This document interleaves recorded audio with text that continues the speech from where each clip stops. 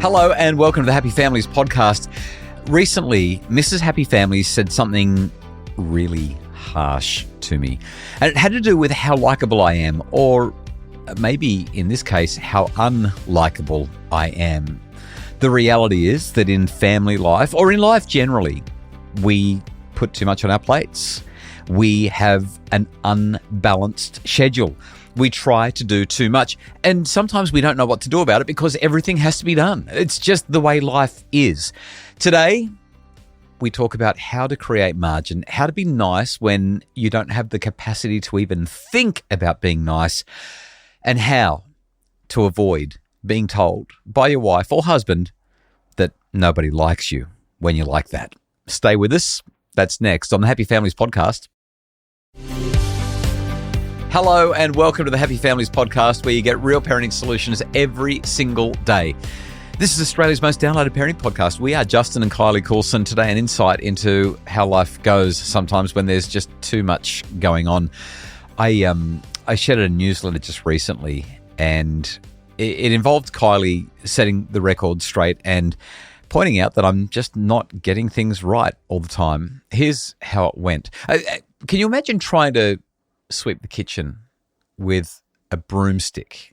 A broomstick only. No broom head, no bristles, just a broomstick. It's not going to be effective. It's going to be an exercise in futility and frustration because you need the whole broom. When you try to do something with a broken tool, it doesn't work. It's exhausting. And the greatest tool that we have is not our phone, it's not our planner, it's not our inbox, it's our mind. But when your mind is full of fear and worry and regret, whether we're talking about heavy stuff like depression, mental health challenges, neurodivergent challenges, or just the lighter stuff like overwork and overwhelm, and I say lighter in inverted commas, everything gets harder because that tool is broken. It's inefficient. It's not working properly. The floor doesn't get swept. So, Mrs. Happy Families, how many edits do you reckon I've done on the boys' book, which is going to be published in the next 6 weeks or thereabouts? I've lost count. As have I. And every single time that I have to do one, it turns our life upside down. Like, because the publisher will say, well, we need it back in a week, or we need it back in 48 hours, or we need answers to these questions quickly. The manuscript deadlines that I've faced, the editing that I've done, I've been upside down 14 times, 15 times over the last year or so. And so have you. So has the family as a result. It's like my brain has not been working properly. It's like a broom with no bristles or brushing. And during the final stretch a few weeks ago, did I mention that it was the 14th edit? I think I did. 14th, yeah. Right at the point of maximum overwhelm, you, Mrs. Happy Families, pulled me aside and you said in these words directly, Justin, nobody likes you when you're like this. Sounds pretty harsh.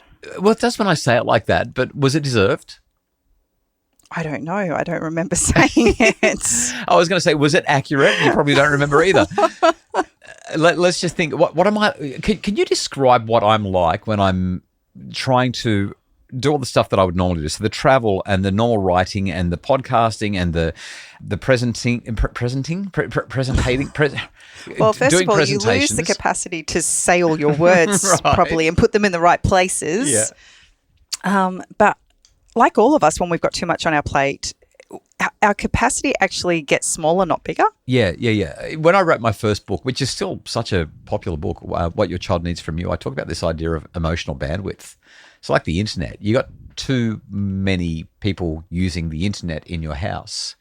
There's too much information trying to get down this one little channel where it's just not wide enough. You need more internet. You need a bigger bandwidth.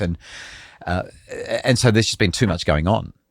I actually like to think of it more in relation to the idea of high emotions, low intelligence. When we're feeling really stressed and we're feeling the weight of everything that we're carrying, our emotions are actually more heightened and our capacity is lessened.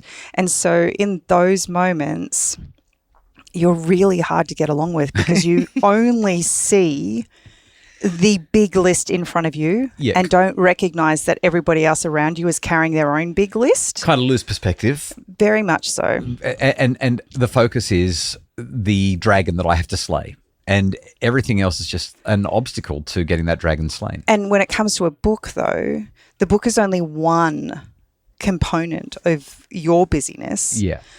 But there are lots of things that you would normally do to participate in family life that then fall onto me as well. Right.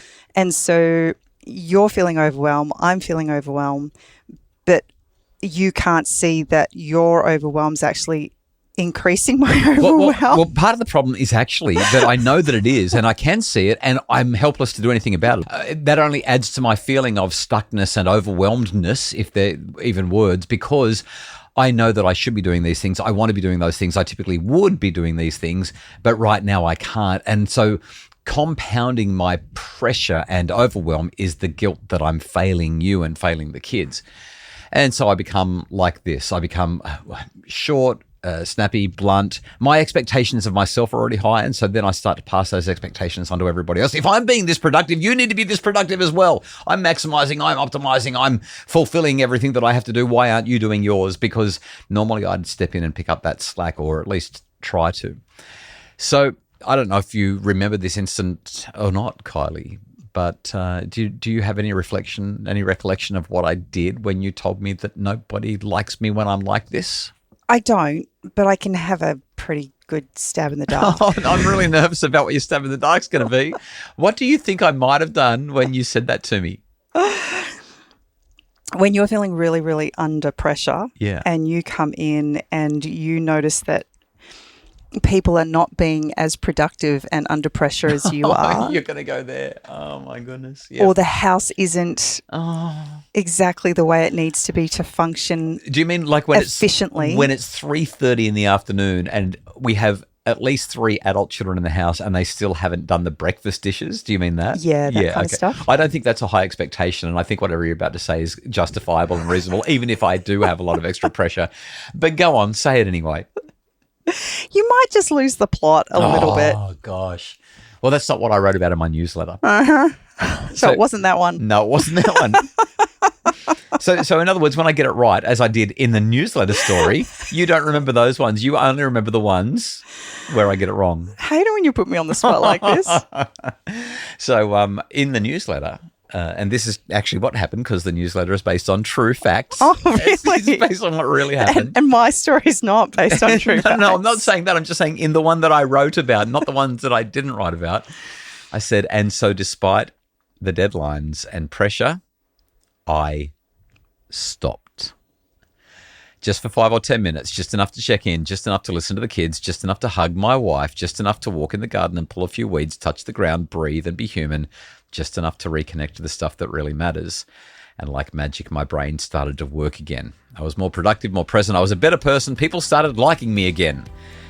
Well, my family at least.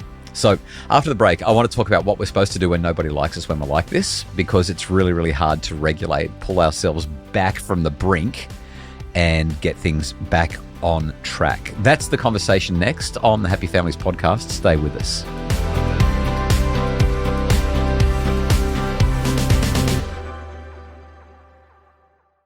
We're back. This is the Happy Families podcast. Okay, what do we do when emotions are running away from us? Pressure is mounting. We can't see past the massive to-do list in front of us, or just the one thing that's enormous that's taking up all of our bandwidth, cognitive and emotional.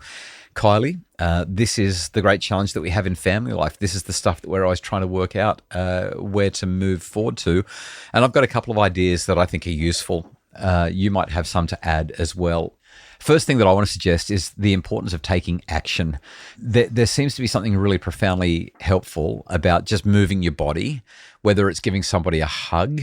There are many, many times where you have said something along the lines of, Justin, nobody likes you when you like this, or something along those lines.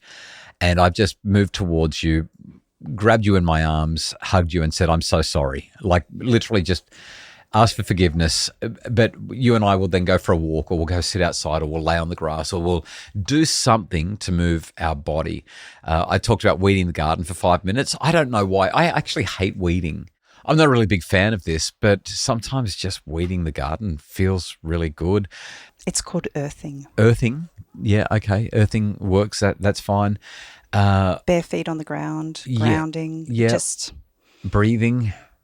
I've recently discovered the power of the 4-7-8 breathing technique. You breathe in for 4 seconds through your nose, hold it for 7, and then breathe out for 8. Do that 20 times if you can't go to sleep, and it changes the game. Like that puts me to sleep almost every single night. It's very rare that I get through 20 reps of that and can't do that. Getting enough sleep, oh my goodness, like what a difference that makes. So these are just a few ideas that I've found to be really useful. What about you? I think the only other thing that I would add is nutrition. Yeah. Oh, yes. Like when I am overwhelmed, one of the very first things to go is good eating patterns and habits.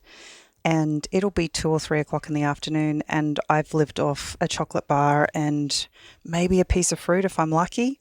I might not have even drunk water.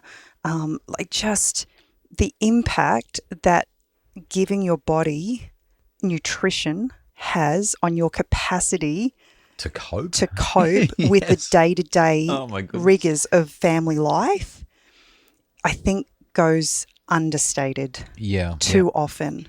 Yep. I've got a couple of other things that I'd throw in as well.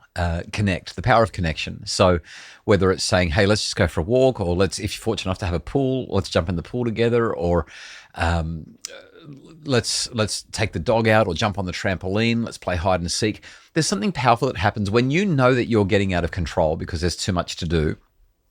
Bizarrely, there's something powerful that happens when you say, I'm just going to let the list go for 5 minutes. And I know that sometimes you can't. Sometimes you have to get out the door because you've got to be at an appointment. I'm talking about those times where life just feels overwhelming. By pausing and doing something trivial and unimportant, playing a card game, playing hide and seek, kicking or throwing a ball, going for a 15-minute bike ride, or going for a skate with the kids, any of those kinds of things, picking up a musical instrument and playing it. Maybe you've got a guitar, or you don't really pick up a piano, but that kind of thing. When you start to do those kinds of things where the time on the clock is sort of irrelevant, it just gives you new perspective. It helps you to reset. It helps you to re-enter the atmosphere in a much more positive way. Well, it just breaks the cycle. Yeah. You're stuck. Takes the pressure off. I like to crank up some music every now and again. You've been annoyed with me and my music choices lately. The pressure. I've been playing a lot of Concrete Blonde. You haven't loved it? Nah, not really. I don't know why. I just think they're one of the best bands ever. In short, when it's all too much, do something I think that is completely human. Go analog, get away from digital, shift away from the deadlines, even if it's for 5 and 10 minutes. Stop being a human doing and remember how it feels to be a human being. And in case you're worried, the work, the list, it'll still be there. It'll still be there when you get back. Yep. Yeah. But you will probably find that you're at your best when you return. That is a very simple, but hopefully very helpful Happy Families podcast today. Thanks so much for listening. The Happy Families podcast is produced by Justin Rulon from Bridge Media with additional support from Mim Hammonds. If you'd like more info to make your family happier, you'll find it at happyfamilies.com.au. And remember, right now, if you pre-order the book Boys, Building Strong Young Men from the Inside Out, from booktopia.com.au, you'll get 27% off. 27% off the book. Pre-order now at booktopia.com.au.